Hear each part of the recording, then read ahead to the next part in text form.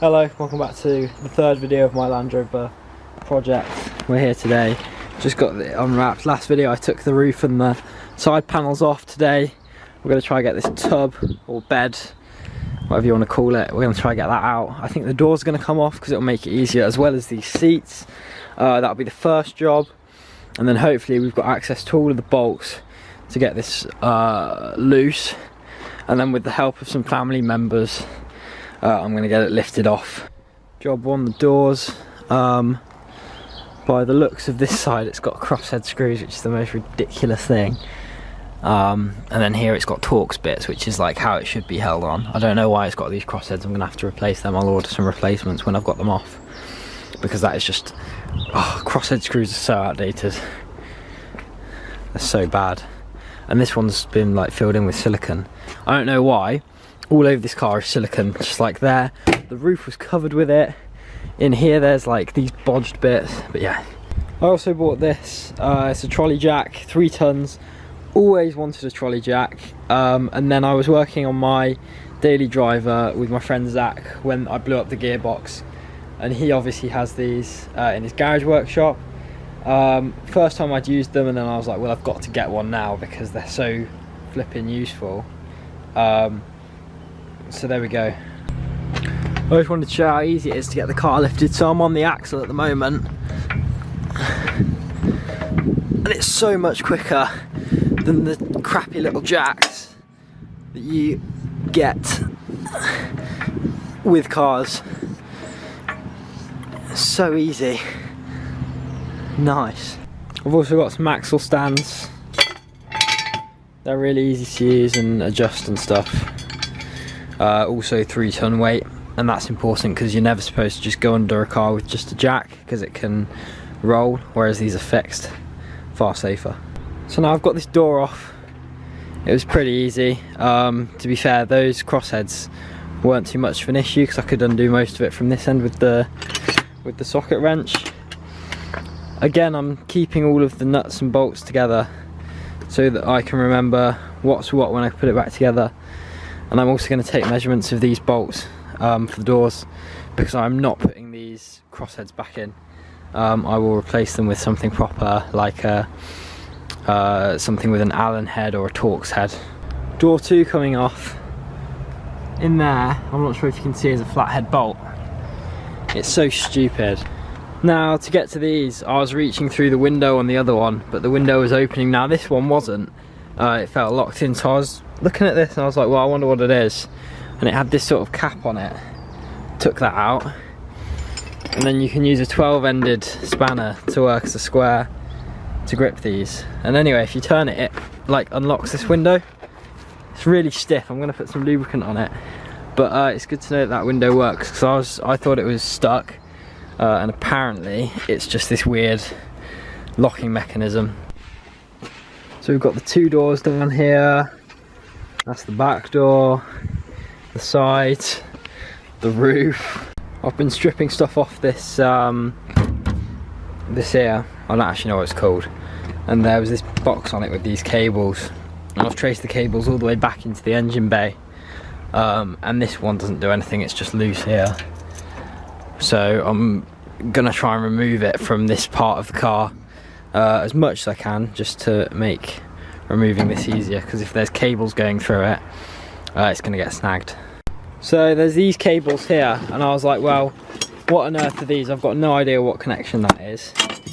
It must have been something that the army had in here. And these cables run all the way down, and they pop out in these boxes. So I'm going to get rid of the box as well, because I don't like it. I think it looks ugly. And I want to change these vents out for the more modern ones as well. But I'm pretty sure I can just snip these cables out, and then that gets them out of this entanglement through the bottom of the car. Chopped cables. This is loose. These need pulling out and probably some more chopping, because they've got the most awkward routing down the side of the car. And then over on this side, I'm not sure if I'm going to be able to take it off because there's all this stuff in the way as well. But we'll try our best. Okay, so these seat frames are coming out now, and hopefully that gives us access to bolts. So these seats are now off. You can see these bolts around here. I can look through these ports here and I can see bolts. I'm going to work my way around and I'm just going to slowly pull at the body and figure out where it's coming loose. That's those ones out there. There's some in the middle. I'm having to take the seat belts off to access one of the bolts, so that's down there. I'm gonna have to do the same on the other side, and I might as well take these off as well. So all these bolts around here are out. I need to look for all the bolts underneath. I'm gonna do these ones next just because they're easier to access. I'm hoping they've got a captive nut or a captive thread on the back. Bolts coming out, they are captive behind, so I'm just undoing them from the front. I don't have to get a spanner underneath. This is where the bulbs screw into. These are really old. In the long run, I'm probably going to look into getting some sort of newer replacement for those because I just don't trust them, to be honest. Bit sketchy, but oh well. Managed to crack those two off, but they had a captive nut on the back, so I had to go under with a spanner. Like in there, it was so awkward.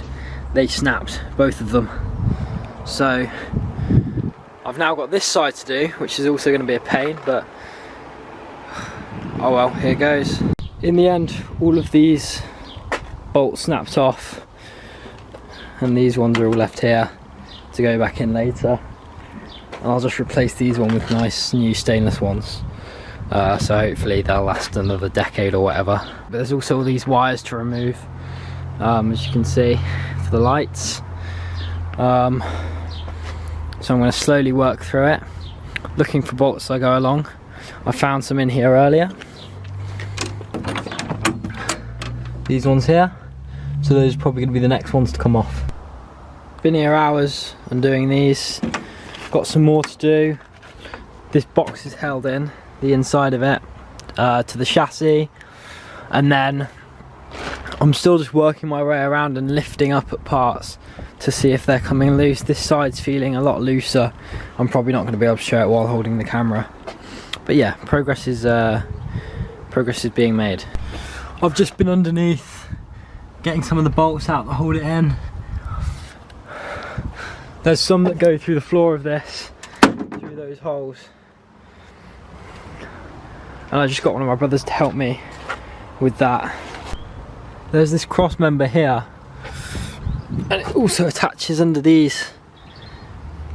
A couple more bolts there, but like I can lift it. I'll try just set the camera up for one moment. I'm still finding odd bolts here and there. I'm going to see if I can show you. That's really loose now on both sides. I also need to get these out, but they're really stiff. That needs to come out because it connects down to the fuel tank, which is underneath the chassis.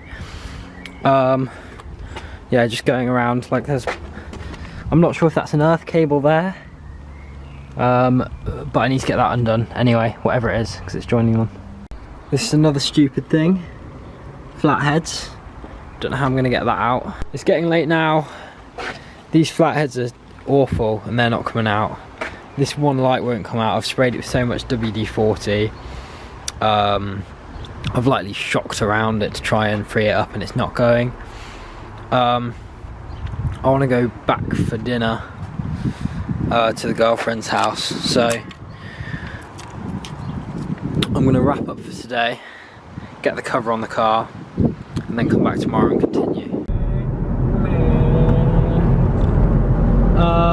Day 2 on the Defender. Heading there now. I started yesterday on my own, so it's with me today holding the camera, which is way better because I expect that the first half of this video was boring. The job is to get the tub, the bed, whatever you want to call it, off. I've got most of the bolts undone yesterday, so today should just be getting the last little things undone, like the fuel filler pipe. That needs to come off. A couple of electronics, some of the electrics for the rear lights, and then hopefully with the help of my dad and my brothers we can get it lifted off, which will reveal the chassis, and then we're going to start doing the restoration work on that. So yeah, we're going to get to mine and then start filming the rest of the strip down.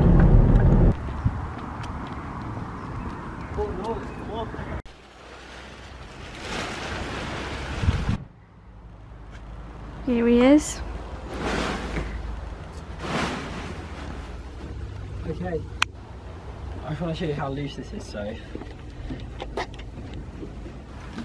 see how it's lifting off. Yeah. Are you filming? Yeah. Because I can't get that undone because it's held in with flathead screws, I'm just gonna, there's a clip there, you can see it on the camera. I'm gonna undo that and just take the pipe off, and then I need to bung it with something so that nothing falls in. I'm currently trying to undo these light fittings. So firstly they screw off, which I showed in the video yesterday. That one's stuck.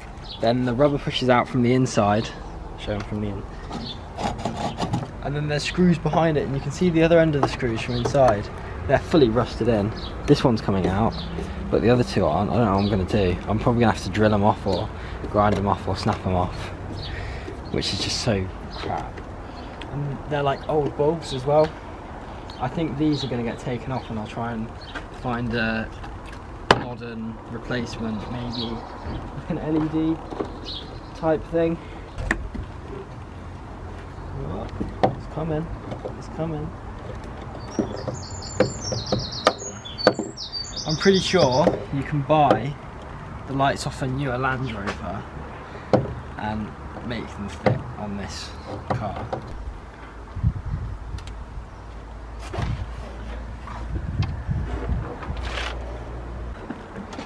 The ones underneath are so hard to get, and it's so dirty as well.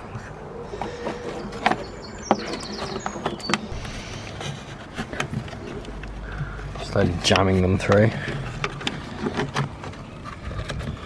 Ugh, and then I've got to do the same on the other side.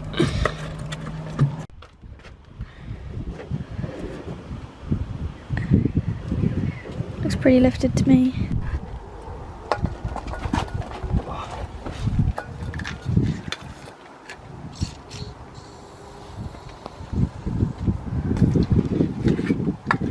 Okay, so this hose clamp's going to come off.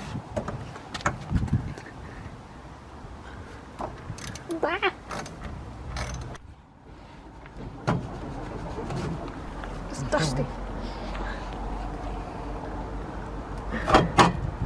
Whoa.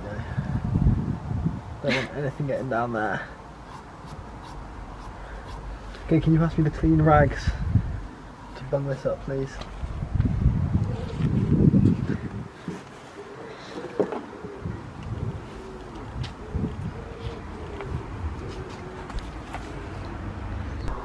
That is now totally loose. So now I need lots of strong people to help me lift it off. So to get the tub off and over the side, I'm just going to move this car this way, and that way we don't have to move that to the back garden. There'll be enough space on the other side. So hopefully the car still works.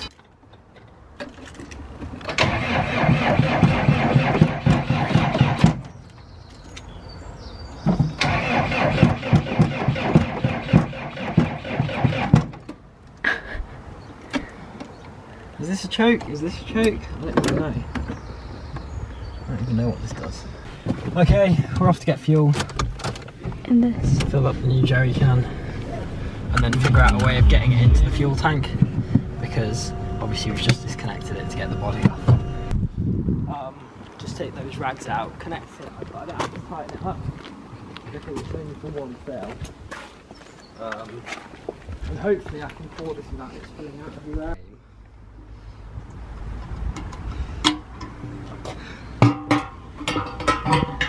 It's got a little filtering system in it. Yes, okay. Okay. And hopefully, see if, check for me if it comes out the bottom of the car.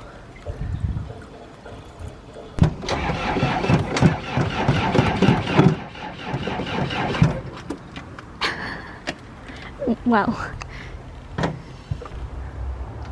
it'll start. are you in the right gear? Huh?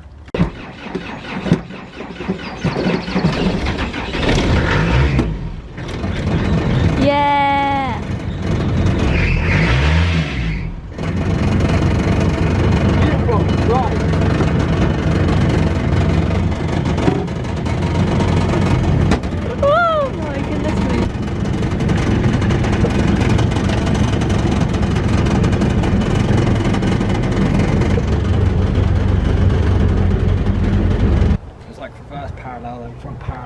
First in front, then reverse in front. Stupid.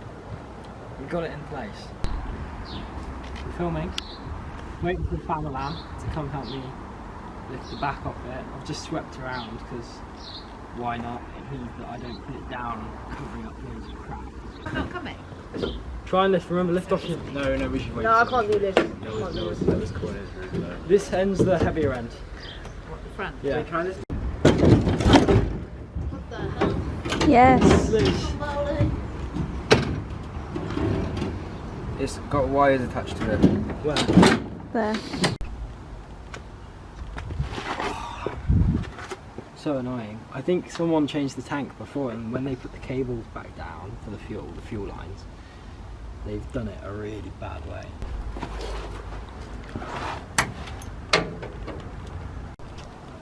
Oh. Have I told them what's going on in the video? Basically, you've got to... You have. You don't need to repeat it. Oh.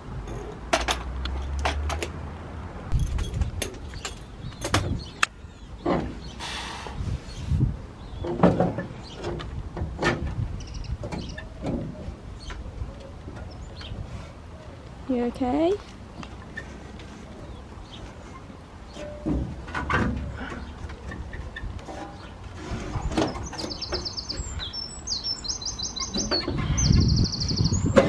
Okay, can you pull that out? What? Can you pull that piece of sheet out?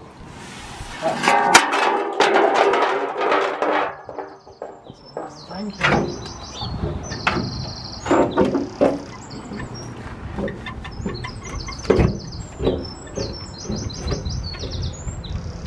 Oh, it's so close.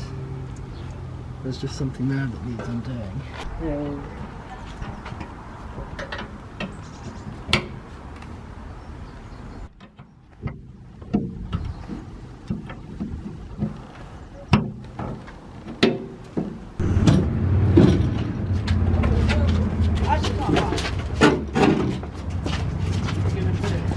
Yeah, there for now. Nice.